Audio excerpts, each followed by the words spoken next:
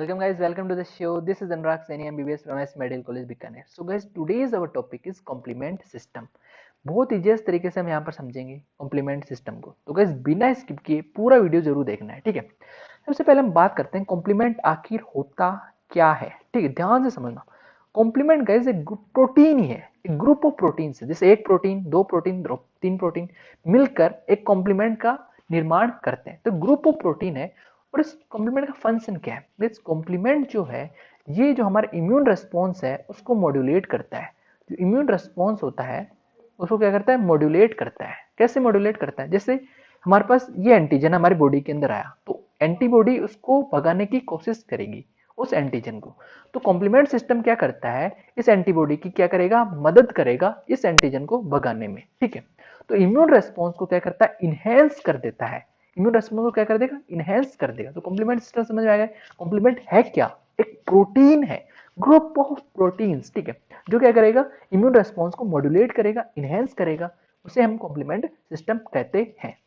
तो इसकी डेफिनेशन अगर हम देखें तो group of protein normally found in the serum in inactive form.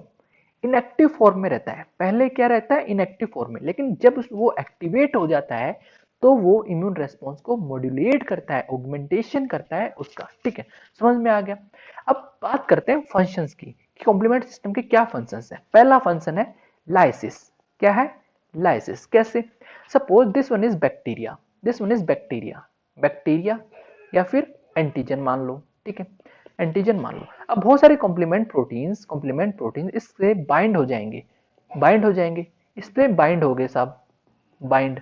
ये क्या है? कॉम्प्लीमेंट सिस्टम, कॉम्प्लीमेंट प्रोटीन्स इस पे बाइंड हो जाएंगे और इस बैक्टीरिया क्या कर देंगे? लाइसिस कर देंगे। क्या कर देंगे? लाइसिस कर देंगे और इस बैक्टीरिया से ह्यूमन बॉडी को बचा लेंगे। समझ में आएगा पहला फंक्शन।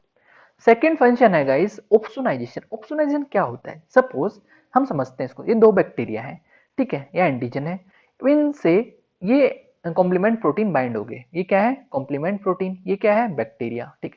ये क्या है? बैक्टीरिया, इसके कॉम्प्लीमेंट प्रोटीन इससे भी बाइंड हो गया, ठीक है। अब क्या होता है? ये जो लार्ज फेगोसाइटिक सेल्स हैं, ये लार्ज फेगोसाइटिक सेल्स हैं, ये फेगोसाइटिक सेल्स इन बैक्टीरिया को खाना चाहेंगी, ठीक है, इन बैक्टीरिया को खाना चाहेंगे। जैसे ही कॉम्प्लीमेंट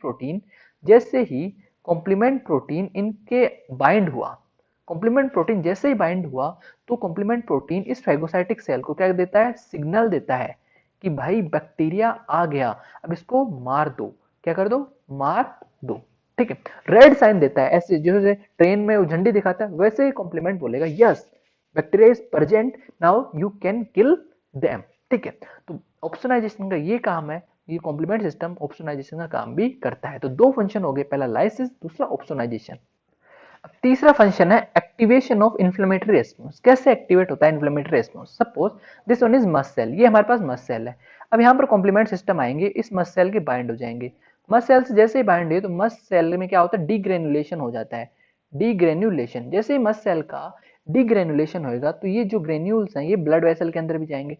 जैसे ब्लड वेसल के अंदर गए, ब्लड वेसल का क्या होता है? वेसोडाइलेशन, वेसोडाइलेशन हो जाएगा, ब्लड वेसल चौड़ी हो जाएगी। जैसे वेसोडाइलेशन होता है यहाँ पर बहुत सारे फेगोसाइट्स निकल निकल के कहाँ जाने लग जाएंगे? जो भी बैक्टीरिया प्रेजेंट है उसको मारने, ठीक है। तो इन्फ्लेमेटरी रेस्पॉन्स ऐसे जनरेट होता है, ठीक है, समझ में आ गया। और चौथा फंक्शन है इम्यून जो कॉम्प्लेक्स है उनको क्लियरेंस करने। जो इम्यून कॉम्प्लेक्स बनते हैं, जैसे इम्यून कॉम्प्लेक्स मतलब जैसे ये इम्यून इम्यून है, ये एंटीबॉडीज हैं, ये एंटीजन इनसे प्रेजेंट है, ठीक है। ऐसे ही इधर तो ये कॉम्प्लेक्स बना लेते हैं। इम्यून कॉम्प्लेक्स को क्लियर करने में काम आता है। कैसे? सपोज ये इम्यून कॉम्प्लेक्स बना, अब इससे एंटी ये कॉम्प्लीमेंट बाइंड हो गया, बाइंड हो गया।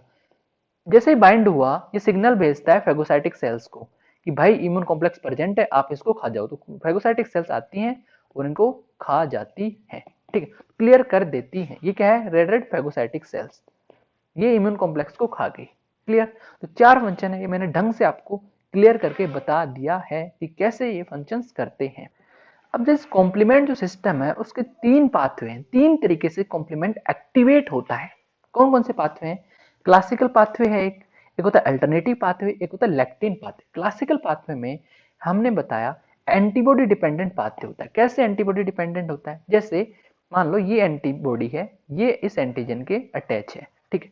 तो एंटीजन अब जो कॉम्प्लीमेंट आएगा ये इसके बाइंड हो जाएगा, इस FC region of antibody, FC region of antibody की ये कॉम्प्लीमेंट प्रोटीन बाइंड हुआ। तो इसे हम बोलते हैं एंटीबॉडी डिपेंडेंट, ठीक है, एंटीबॉडी डिपेंडेंट, ठीक है। अब ये जो है एंटीबॉडी डिपेंडेंट, ठीक है, एंटीबॉडी डिपेंडेंट इसलिए लिखा, pathway is triggered by antigen antibody complex formation. जैसे एंटीजन ये एंटीजन है, ये एंटीबॉडी, एंटीबॉडी है, ये एंटीजन है, ठीक।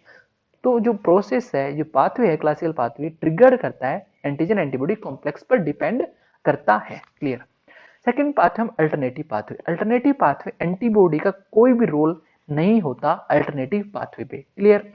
थर्ड बात करें हम lectin pathway, lectin pathway classical pathway की तरह ही लगता है लेकिन एंटीबॉडी इंडिपेंडेंट होता है। तो समझ में आना चाहिए कि क्लासिकल पाथवे और अल्टरनेटिव पाथवे और लैक्टिन पाथवे को डिवाइड करने का क्राइटेरिया है कि एंटीबॉडी की डिपेंडेंसी, क्लियर। अब हम बात करते हैं, मेन मुद्दे की बात करते हैं, क्लासिकल पाथवे को हम पढ़ते हैं कि क्लासिकल पाथवे आखिर क्या है। अब गाइस, क्लासिकल पाथवे को पढ़ने से पहले मैं आपको बता दूं कि कॉम्प्लीमेंट जो प्रोटीन्स होते हैं बहुत टाइप के होते हैं, जैसे C1 हो गया, C2 हो गया, C3, C4, C5, C6, C7, C8, C9 तक होते हैं, ठीक है। अब इन सब प्रोटीन्स की, इन सब यूनिट्स की दो सब यूनिट्स होती हैं, A एंड B, ठीक है। जैसे C2 है, C2A, C2B, C3 है, C3A, C3B, ठीक है।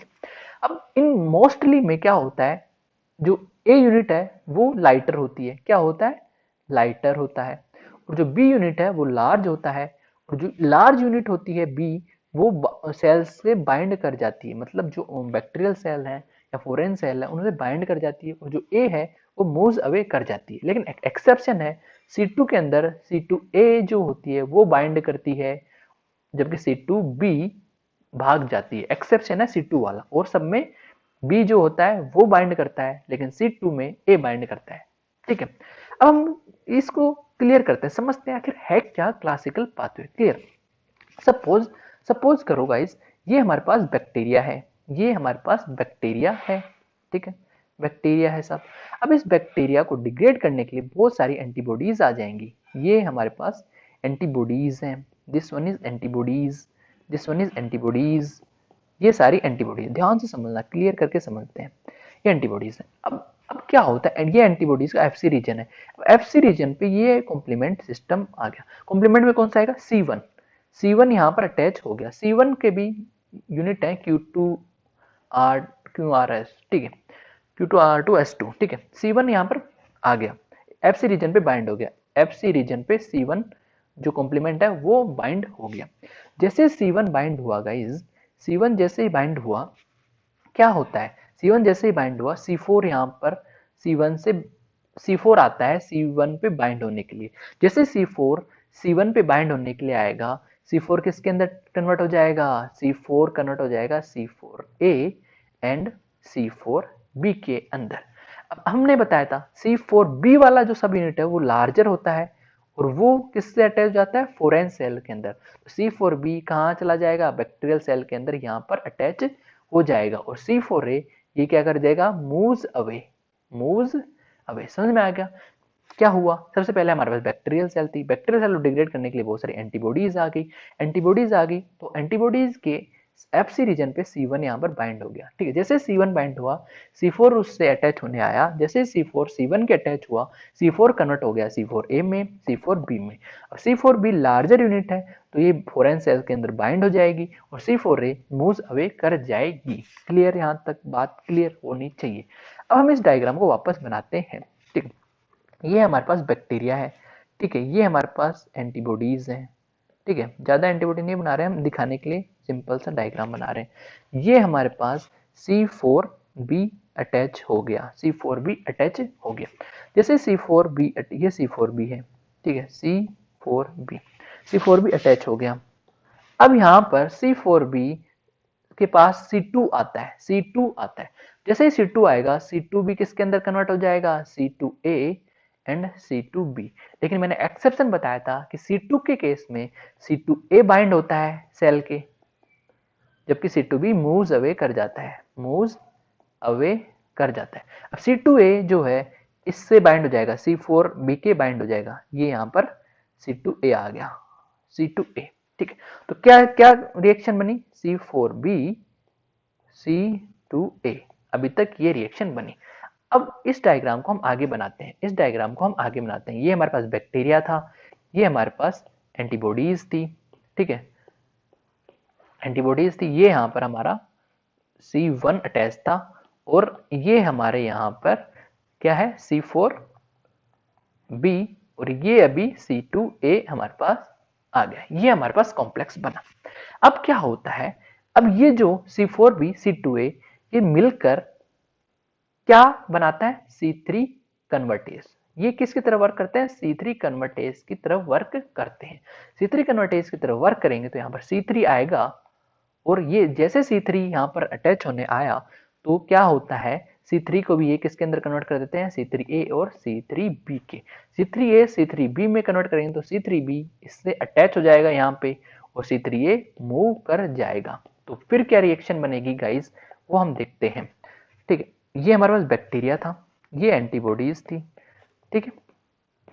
अब क्या होता है यहाँ पर, ये देखिए ये वाला, ये क्या है, ये C4B है, ये C2A है। अब C3B भी बाइंड हो जाएगा, तो ये यहाँ पर एक और C3B आ गया, C3B। तो क्या बना, C4B C2A C3B।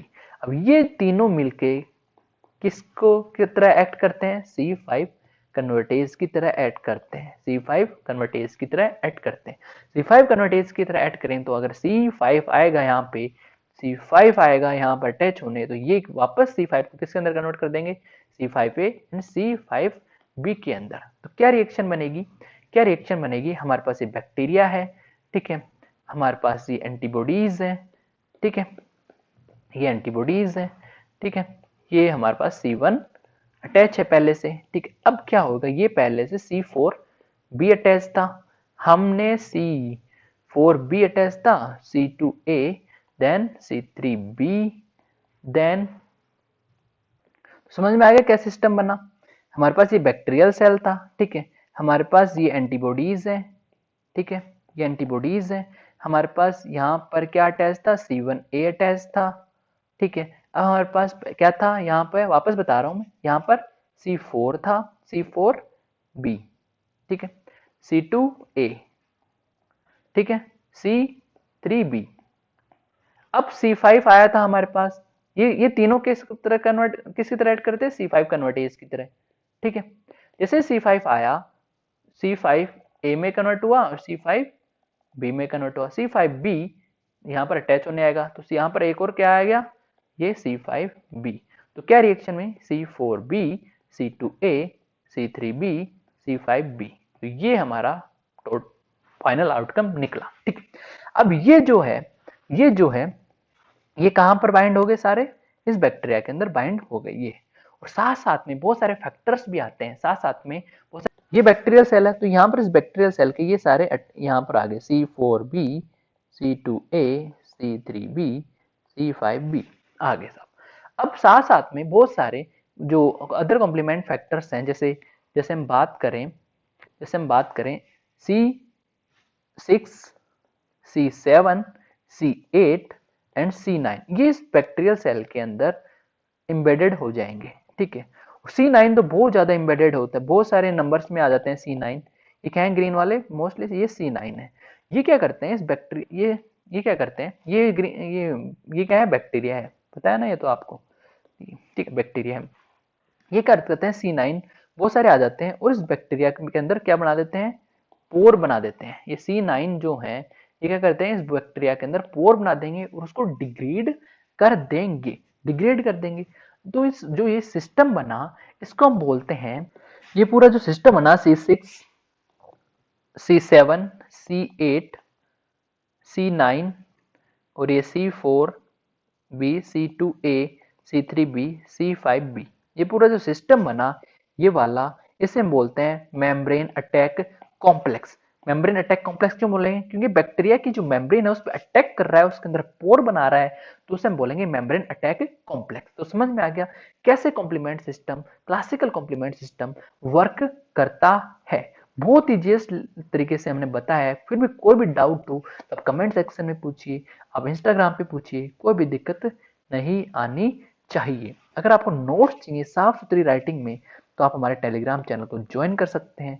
वहां पर आपको सभी प्रकार के नोट्स मिलेंगे और अल्टरनेट जो पाथवे है कॉम्प्लीमेंट का और जो लेक्टिन पाथवे है वो हम नेक्स्ट वीडियोस में बताएंगे। ठीक है, चैनल को सब्सक्राइब जरूर कर लीजिएगा और लाइक और बेल आइकन जरूर दबा लीजिएगा। ठीक है, thank you guys, stay safe, stay healthy.